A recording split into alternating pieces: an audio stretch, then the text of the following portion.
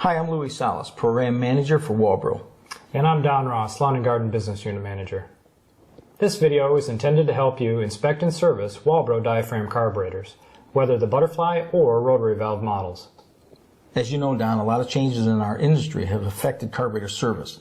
The introduction of ethanol into our fuels affects the carburetor operation, and tamper-resistant features limits the amount of adjustment end users can make to the carburetors today. We're going to discuss these topics along with the inspection and service of diaphragm carburetors in this video. A basic understanding of the carburetor function will be very handy for this video, so let's start there. The carburetor does three important tasks. First, fuel is drawn from the gas tank into the carburetor. Second, the fuel is metered to match the engine's RPM and load requirements. And finally, the metered amount of fuel is mixed with air and delivered to the crankcase at the proper time in the engine's operating cycle. To control the flow of fuel and air into the engine, the carburetor uses pressure created within the engine's crankcase, known as an impulse. The movement of the piston creates two types of impulses. A negative impulse, or vacuum, is created during the piston's upward stroke, while a positive impulse is generated by the piston's downward motion. These impulses are delivered to the carburetor through machine channels in a manifold or impulse fitting. The channels or fittings lead to the fuel pump. The carburetor throat contains the throttle valve and in some models, the choke valve. That's good, Louis, but if I think I've got a carburetor problem, where do I start? Don, whenever you have a carburetor of any type that seems to be malfunctioning, you first want to eliminate any potential causes that are not directly related to the carburetor. Always use fresh fuel based on the engine manufacturer's recommendation.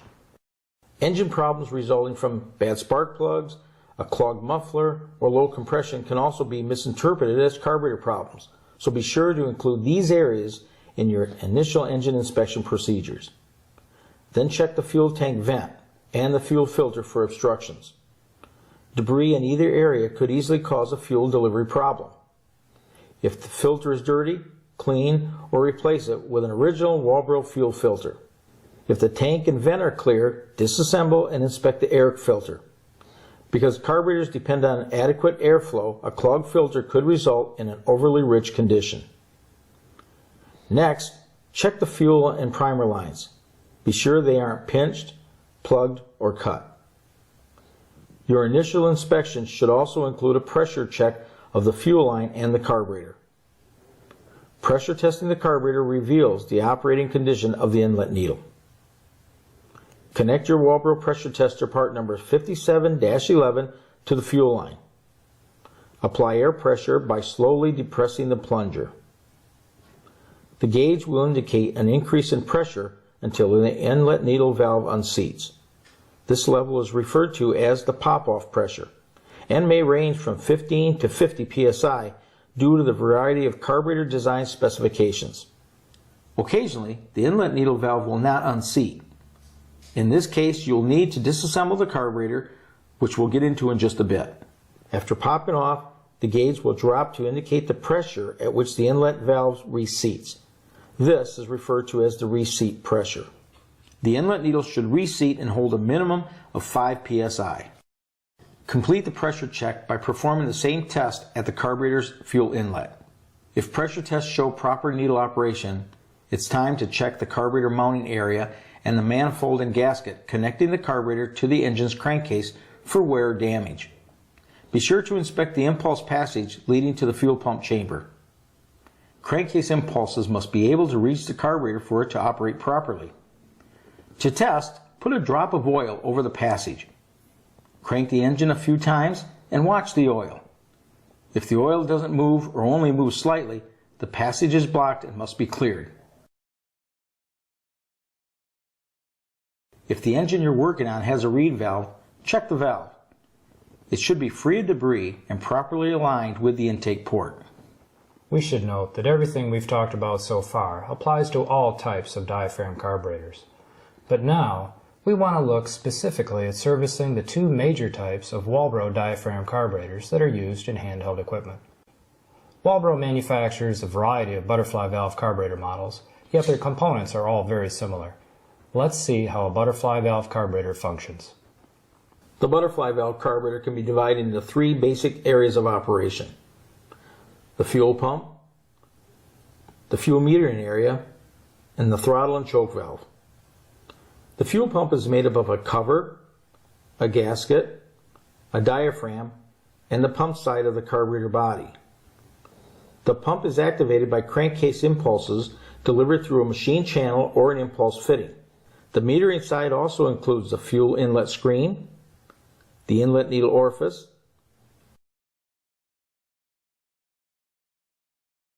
the inlet needle, and the fuel metering chamber. The metering chamber is made up of a cover, a metering diaphragm, a gasket, a metering lever, pin, and spring, and nozzle check valve and the idle assembly located within the carburetor body and the idle adjustment screw. The final area of operation includes the choke and throttle valve assemblies. The throttle valve assembly is made up of a shaft, lever assembly, spring, and valve. The choke is made up of a shaft and lever assembly, choke friction ball, spring, and a valve. The amount of fuel delivered to the crankcase is determined by the position of the throttle valve. The more open the valve, the more airflow. The more airflow, the greater amount of fuel delivered to the crankcase. Well, Louis, that's a lot of good information. It is, Don, because a basic understanding of the butterfly valve carburetor's function will come in handy as we inspect it for proper operation. So let's get started and get into the proper procedure for inspecting the butterfly valve carburetor.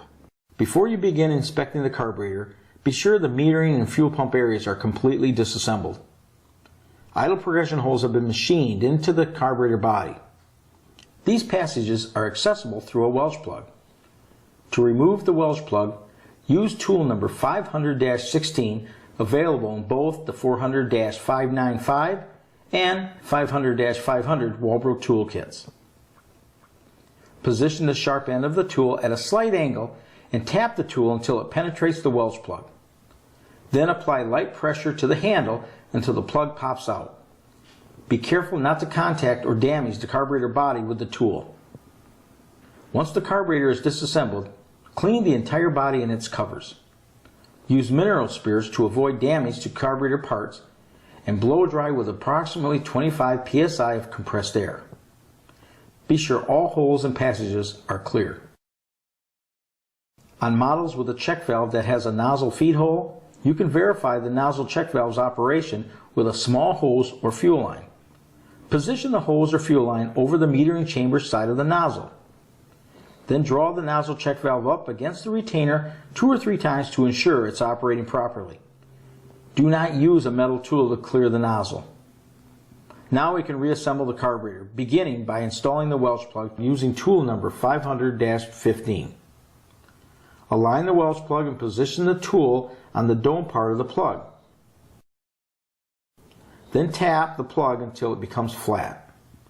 It's important that the plug is flat so it doesn't interfere with the function of the metering diaphragm assembly. Louis, in the past, I remember using nail polish to seal the Welsh plugs.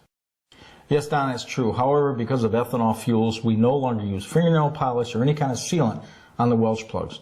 We found that ethanol fuels can dissolve the sealant and create other problems. Now we can reassemble the inlet needle, metering lever, pin, spring, and lever pin screw. Next, check the lever height adjustment with Walbro's metering gauge number 500-13. Position the gauge across the carburetor body. The gauge should just contact the metering lever without opening the inlet needle valve. If the lever is misaligned, use a small screwdriver to keep the head of the inlet needle stationary. At the same time, slide another small screwdriver to lift or depress the metering lever arm until it's properly adjusted. This would be a good time to check the function of the inlet needle. With the metering cover and metering diaphragm assembly removed, apply pressure to the fuel inlet fitting and manually depress the metering lever to ensure that the inlet needle moves freely. If it doesn't, disassemble the metering system completely and carefully clean the parts. Walbro Small Parts Cleaner part number 500-520 will help you clean these parts. Carefully inspect the needle tip and the non-serviceable seat for debris or damage before reassembly. If you're working on an older carburetor with a circuit plate design, inspect the circuit plate and gasket for signs of damage or wear. The holes in the circuit plate should be free of any obstructions. Next, replace the metering diaphragm and gaskets using original Walbro parts. Louis, I understand that the likelihood of damage to soft parts in the carburetor is greater with ethanol fuels. Right, Don. While Walbro continues developing advanced engineering materials that are highly resistant to ethanol, ethanol and fuels can affect soft parts like diaphragms, fuel pumps, and gaskets on all carburetors. Plus, ethanol tracks moisture, causing corrosion of the aluminum parts. Added moisture in the fuel also reduces its shelf life. So, how can we avoid problems? First, use the fuel recommended by the engine manufacturer. Second, make sure it's fresh. And finally, run the fuel out of the equipment if it's going to be 6 weeks or more before you use it again. Great tips, Louis. Thanks. Let's continue our butterfly valve carburetor inspection. Reassemble the fuel pump, beginning with a new fuel inlet screen. Fit the new screen into the screen pocket and press to the screen pocket step using Walbro tool number 500-15. The screen should completely contact the casting wall. Next, reassemble the pump diaphragm, gasket, pump cover, and cover screw. If any of the carburetor components are damaged, replace them with original Walbro parts. A generic exploded view and a list of all the carburetor specific parts can be found at Walbro's website on www.walbro.com. Before reinstalling, pressure test the carburetor as we discussed in the initial inspection section to ensure it has been properly reassembled. If the carburetor passes the pressure test, it can now be reinstalled on the engine and checked for proper adjustment.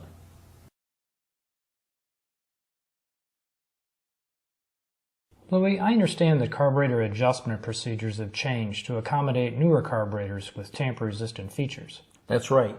Due to environmental concerns, since the mid-90s, carburetors have come equipped from the manufacturer with tamper-resistant features of various kinds. These features limit the amount of adjustments available to consumers in order to maintain low emissions. The tools, techniques, and specifications needed to adjust these carburetors are available to authorized dealers directly from the engine manufacturer. However, resale of these tools to consumers carries heavy penalties. On all carburetors, tamper-resistant or not, you can still adjust the idle speed screw. Refer to the manufacturer's recommendations for settings. That covers the operation, troubleshooting, and adjustment of Walbro butterfly valve carburetors. Further servicing information and an ample supply of original replacement parts can be obtained at your Walbro distributor. Walbro manufactures various versions of rotary valve carburetors. Though the carburetors differ somewhat in design, the components can still be grouped into three basic areas of operation: the fuel pump, the metering area, and the throttle shaft assembly. Most of these carburetors also come equipped with their own primer. Let's take a closer look at the components that make up the rotary valve carburetor's three functional areas and their attachments. The first functional area includes the fuel pump, found beneath the primer pump assembly. The fuel pump is made up of a gasket, a diaphragm pump body assembly, and the pump side of the carburetor body. Removing these components also reveals a fuel inlet screen and an inlet needle orifice. The carburetor body also contains a channel which allows crankcase impulses to enter the fuel pump. The metering area is made up of the inlet needle seat, the main nozzle, check valve, a metering diaphragm assembly, the metering lever, pin, spring, and the inlet needle. The inlet needle is held in the closed position by the force of the spring against the lever. Some rotary valve carburetors may contain a serviceable main jet. The final area of operation is the throttle area. The rotary throttle barrel assembly includes the barrel valve, needle, spring, throttle ramp, idle screw bracket, idle adjustment screw, swivel, and throttle lever. Most of Walbro's rotary valve carburetors come equipped with a priming system. These systems are designed to purge the system of air and assist the carburetor during startup. The primer is made up of the purge body assembly, cover, and primer bulb, and an umbrella check valve that controls the flow of fuel and air during the priming operation. Depressing the primer bulb opens the outlet check valve, allowing air and fuel to exit the bulb. As the bulb returns to shape, a vacuum is created, opening the fuel inlet valve, causing fuel to circulate throughout the carburetor's fuel circuit and into the bulb. Under most circumstances, the bulb should only have to be depressed 4 to 5 times to properly prime the system. To inspect rotary valve carburetors, begin by performing an initial general inspection of the areas surrounding the carburetor, including air filter, muffler, spark plug, fuel filter, and fuel holes. If no problem is found, the carburetor must be disassembled. As you disassemble the carburetor, note the order and position of the components. This will help you correctly reassemble the carburetor after it's been inspected. Start the disassembly procedure at the primer pump assembly. Just below the primer assembly is the metering area, which consists of a metering diaphragm assembly, a gasket, and the metering lever, pin, spring, and inlet needle. Leave the inlet needle, lever, pin, and spring assembled within the pump body assembly, unless they require replacement. Removing the fuel pump body is also the first step in disassembling the fuel pump. The fuel pump consists of the body, a diaphragm, a pump gasket, and the fuel pump side of the carburetor. The pump body assembly contains a fuel inlet screen and the inlet needle orifice. The fuel pump side of the carburetor body also contains the main jet and its O-ring. Once the carburetor is completely disassembled, clean its metal components using mineral spirits. Now that you've finished cleaning the components, it's time to reassemble the carburetor. Begin by reassembling the main jet O-ring and main jet into the pump side of the body. Install the fuel inlet screen into the fuel pump cover using tool number 500-15. The screen should be pressed to the screen pocket step and fit flush with the pocket wall. Reassemble the meter area using original Walbro parts.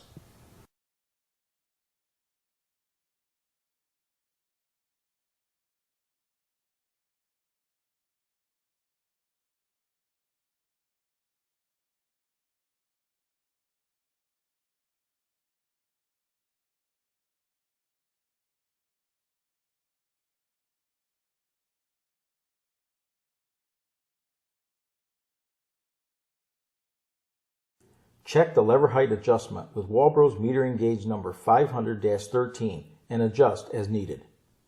You have the option of replacing the entire fuel pump body assembly as a replacement unit. This simplifies replacement and eliminates the need for the metering lever height adjustment. Now reassemble the fuel pump body assembly to the pump side of the carburetor body using a new gasket and diaphragm. The final area to inspect and reassemble is the primer pump assembly. Reassemble using the gasket, diaphragm, purge body, bulb, and cover. If the primer pump valve doesn't seat properly or the primer bulb doesn't return to shape, replace the entire primer pump assembly. Once you have completely reassembled the carburetor, it must be pressure tested again. The procedure is the same as we used in the initial inspection and also for the butterfly valve carburetors. Using your Walbro pressure tester number 57-11, determine the valve's pop-off and reseat pressure settings.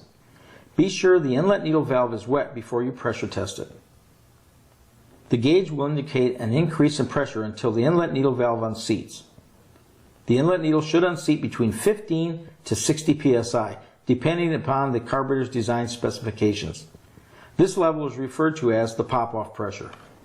The gauge will then drop to indicate the pressure where the inlet needle valve reseats. This is also referred to as the reseat pressure. The valve should reseat at a minimum of 5 psi. If the carburetor passes the pressure test, it can be reinstalled on the engine and checked for proper adjustment. As we discussed with butterfly valve carburetors, carburetor adjustment procedures are different now because newer carburetors have tamper-resistant features. That's right. Since the mid-90s, carburetors have come equipped from the manufacturer with tamper-resistant features of various types. These features are designed to limit the amount of adjustment possible by consumers. If you're an authorized dealer, the tools, techniques, and specifications necessary to adjust these carburetors are available from the engine manufacturer. However, these cannot be sold to consumers without the risk of heavy fines. On all carburetors, tamper-resistant or not, you can adjust the idle speed screw. Just refer to the engine manufacturer's recommendations for these settings. Congratulations! This concludes the operation, repair, and adjustment of Walbro rotary valve carburetors. For more information on servicing Walbro diaphragm carburetors, the location of your nearest authorized Walbro distributor, and other information about Walbro and its products, visit our website at www.walbro.com. And don't forget to use authentic Walbro replacement parts for results you can count on. Thanks. Thanks for watching.